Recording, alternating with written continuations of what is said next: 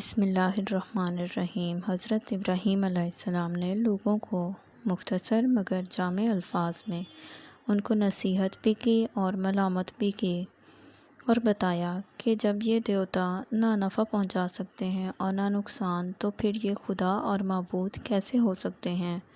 افسوس تم اتنا بھی نہیں سمجھتے یا عقل سے کام نہیں لیتے۔ چنانچہ بقول قرآن کریم فرمانے لگے، کیا تم اللہ کو چھوڑ کر ان چیزوں کی پوجا کرتے ہو جو تم کو کچھ نفع نہیں پہنچا سکتے اور نہ نقصان پہنچا سکتے ہیں؟ تم پر افسوس ہے اور تمہارے معبودان باطل پر بھی، جن کو تم اللہ کے سوا پوجتے ہو۔ کیا تم عقل سے کام نہیں لیتے؟ حضرت ابراہیم علیہ السلام کی یہ باتیں آہستہ آہستہ بادشاہ تک پہنچ گئیں۔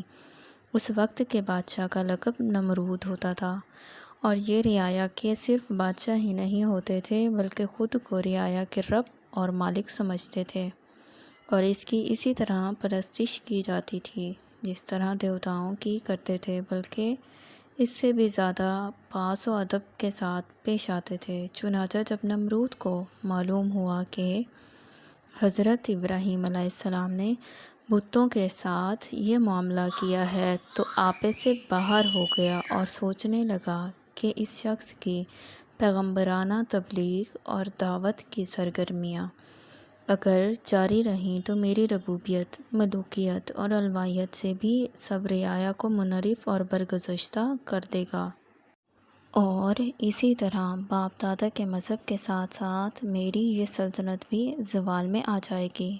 اسی بنا پر اس نے سوچا بہتر یہی ہے کہ اس قصے کا ابتدا میں ہی خاتمہ کر دینا چاہیے۔ یہ سوچ کر اس نے حکم دیا کہ ابراہیم کو ہمارے دربار میں پیش کرو۔ چنانچہ نمرود کے حواری حضرت ابراہیم علیہ السلام کو لے کر نمرود کے دربار میں پہنچے، تو نمرود نے گفتگو شروع کی اور حضرت ابراہیم علیہ السلام سے پوچھا، تو ہمارے باپ دادا کے دین کی مخالفت کس لیے کرتا ہے اور مجھے خدا ماننے سے انکار کیوں کرتا ہے؟ حضرت ابراہیم علیہ السلام نے فرمایا، میں خدا واحد کا پرستار ہوں، اس کے علاوہ کسی کو اس کا شریک نہیں مانتا۔ ساری کائنات اور تمام عالم اس کی مخلوق ہے، اور وہی اس سب کا خالق اور مالک ہے۔ تو بھی اسی طرح ایک انسان ہے جس طرح ہم سب انسان ہیں، پھر تو کس طرح رب یا خدا ہو سکتا ہے، اور کس طرح یہ گونگے بہرے لکڑی کے بت خدا ہو سکتے ہیں؟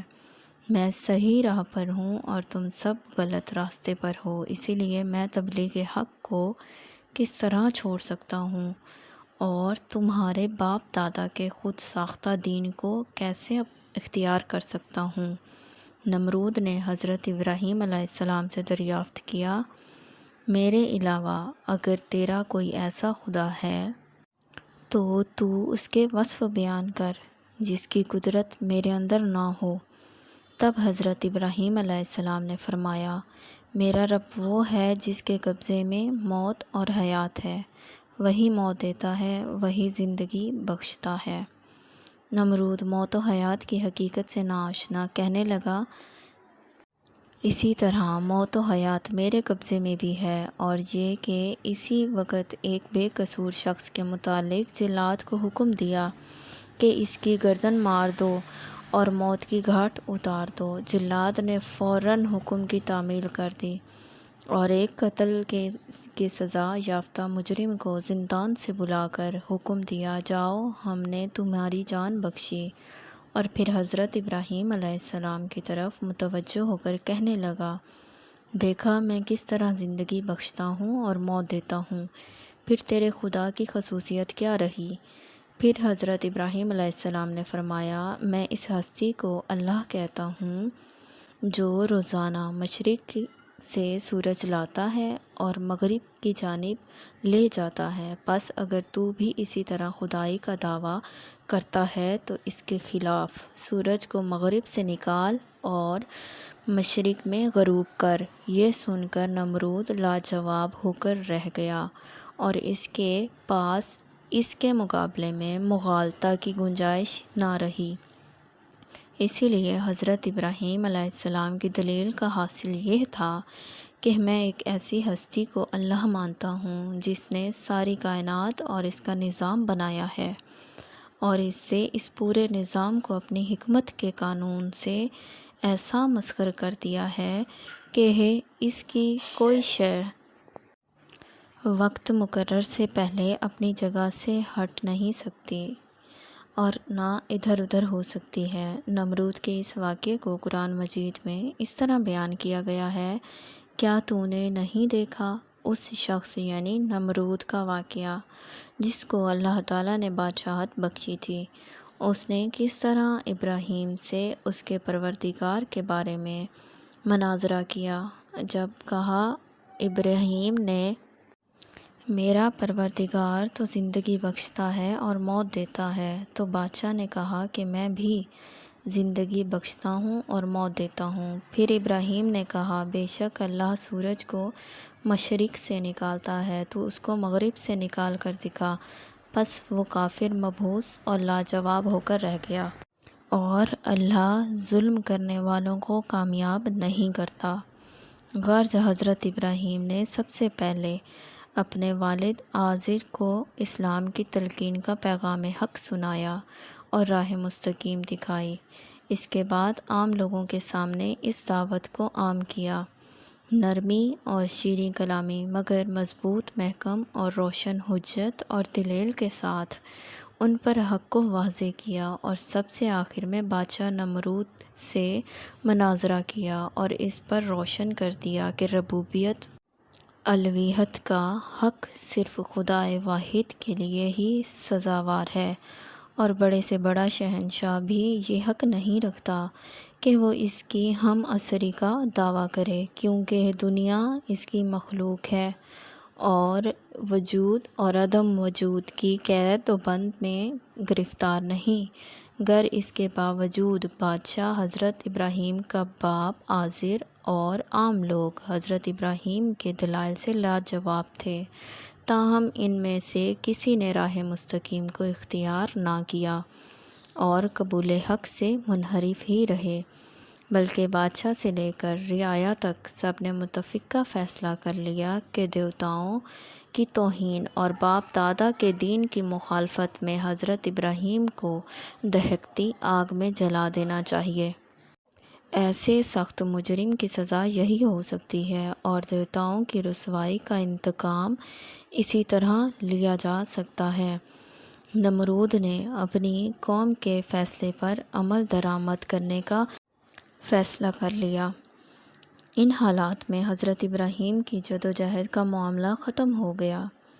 باپ ان کا دشمن تھا، عام لوگ ان کے مخالف تھے، ایک ہستی اور چاروں طرف سے مخالفت کی آوازیں اٹھنے لگی تھیں۔ دشمنی کے نعرے نفرت اور حقارت کے ساتھ سخت انتقام اور خوفناک سزا کے ارادے ظاہر کرنے لگے تھے، مگر حضرت ابراہیم علیہ السلام کو نہ اس کی پرواہ تھی اور نہ ان کا خوف۔ وہ اسی طرح بے خوف خطر اور ملامت کرنے والوں کی ملامت سے بے نیاز اور اعلان حق میں مشغول رہے۔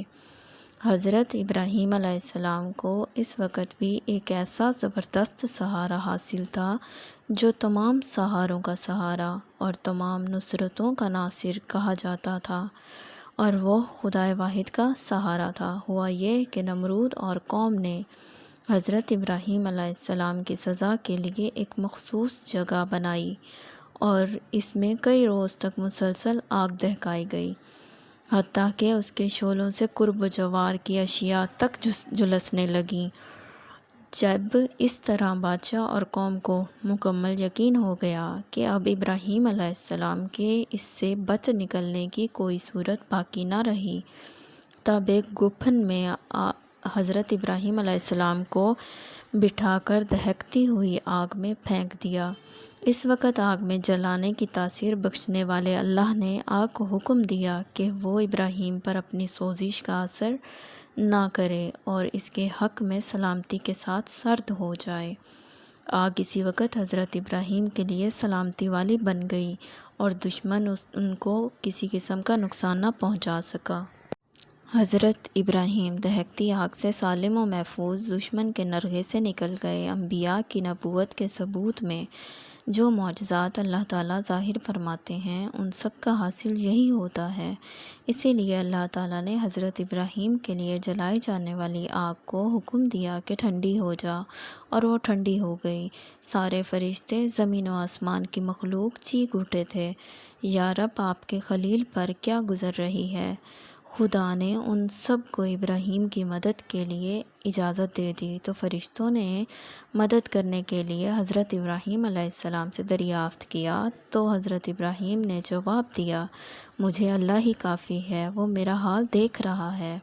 جبرائیل علیہ السلام نے عرض کیا، آپ کو میری کسی مدد کی ضرورت ہے تو میں خدمت انجام دوں؟ جواب دیا کہ حاجت تو ہے، مگر آپ کی طرف نہیں بلکہ اپنے رب کی طرف سے۔ بہرحال خدا کے حکم سے وہ آگ ٹھنڈی ہو گئی جس میں حضرت ابراہیم علیہ السلام کو ڈالا گیا۔ آگ حضرت ابراہیم علیہ السلام کے علاوہ آس پاس کی دوسری چیزوں کو جلاتی رہی۔ حضرت ابراہیم علیہ السلام کے بدن مبارک پر کوئی آنچ نہ آنے دی۔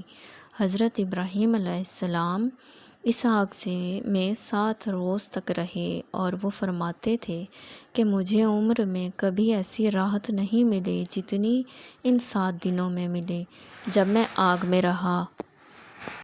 اسی طرح کا ایک اور معجزہ حضرت ابراہیم علیہ السلام کی ذات سے وابستہ ہے کہ جب حضرت ابراہیم نے خدا سے درخواست کی کہ آپ مردوں کو کس طرح سے زندہ کریں گے، چنانچہ جواب میں خدا نے فرمایا کہ 4 پرندے اپنے پاس جمع کر لیجئے، پھر ان کو پاس رکھ کر خود سے ہلا لیں۔ وہ ایسے ہل جائیں کہ ان کے بلانے سے وہ آ جائیں اور ان کی پوری طرح شناخت بھی ہو جائے۔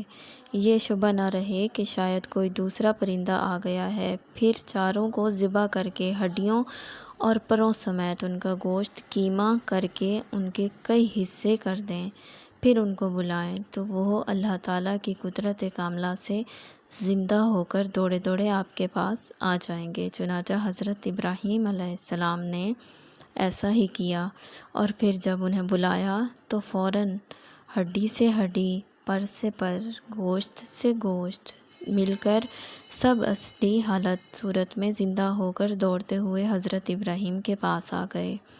چنانچہ اس موقع پر خدا نے فرمایا، اے ابراہیم، قیامت کے روز اسی طرح سب اجزاء اور اجسام کو جمع کر کے ایک دم سے ان میں جان ڈال دوں گا۔ امید کرتی ہوں آپ کو ویڈیو پسند آئی ہوگی۔ چینل کو سبسکرائب کیجیے گا، اپنی دعاؤں میں یاد رکھیے گا۔